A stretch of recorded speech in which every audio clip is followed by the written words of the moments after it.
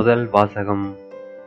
உண்மையாகவே நான் விரும்புவது பழியை அல்ல, இரக்கத்தையே விரும்புகின்றேன். இறைவாக்கினர் ஓசேயா நூலிலிருந்து வாசகம். அதிகாரம் 6, இறைவசனங்கள் 1 முதல் 6 முடிய. வாருங்கள், ஆண்டவரிடம் நாம் திரும்புவோம். நம்மை காயப்படுத்தியவர் அவரே. அவரே நம்மை குணமாக்குவார். நம்மை அடித்து நொறுக்கியவர் அவரே. அவரே நம் காயங்களை கட்டுவார். 2 நாளுக்குப் பிறகு நமக்கு புத்துயிர் அளிப்பார். 3ஆம் நாளில் நம்மை எழுப்பி விடுவார். அப்பொழுது நாம் அவர் முன்னிலையில் வாழ்ந்திடுவோம். நாம் அறிவடைவோமாக. ஆண்டவரைப் பற்றி அறிய முனைந்திடுவோமாக. அவருடைய புறப்பாடு புலரும் பொழுது போல் சின்னமானது.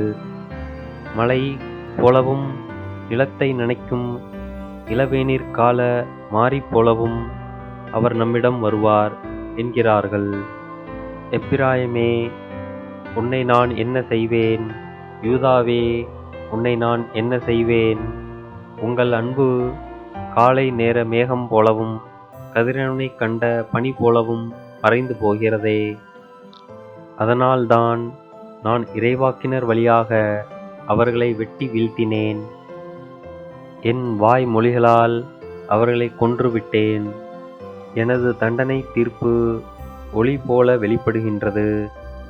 உண்மையாகவே நான் விரும்புவது பழியை அல்ல, இரக்கத்தையே விரும்புகின்றேன். எரிபலிகளை விட கடவுளை அறியும் அறிவையே நான் விரும்புகின்றேன். இது ஆண்டவரின் அருள்வாக்கு. இறைவா, உமக்கு நன்றி. நற்செய்தி வாசகம். பரிசேயர் அல்ல, வரி தண்டுபவரே கடவுளுக்கு ஏற்புடையவராகி வீடு திரும்பினார்.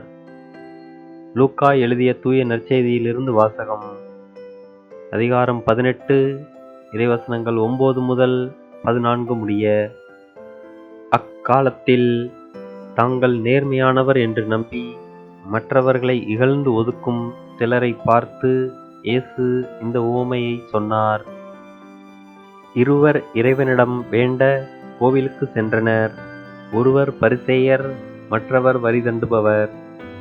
பரிசேயர் நின்று கொண்டு இவ்வாறு இறைவனிடம் வேண்டினார்: கடவுளே, நான் கொள்ளையர், நேர்மையற்றோர், விபசாரர் போன்ற மற்ற மக்களைப் போலவோ இந்த வரி தண்டுபவரைப் போலவோ இல்லாதது பற்றி உமக்கு நன்றி செலுத்துகிறேன்.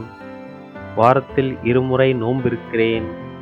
என் வருவாயில் எல்லாம் 10 பங்கை கொடுக்கிறேன்.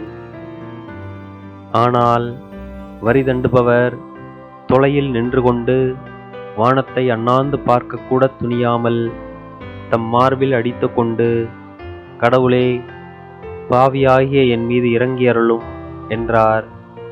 இயேசு, பரிசேயர் அல்ல, வரி தண்டுபவரே கடவுளுக்கு ஏற்புடையவராகி வீடு திரும்பினார்.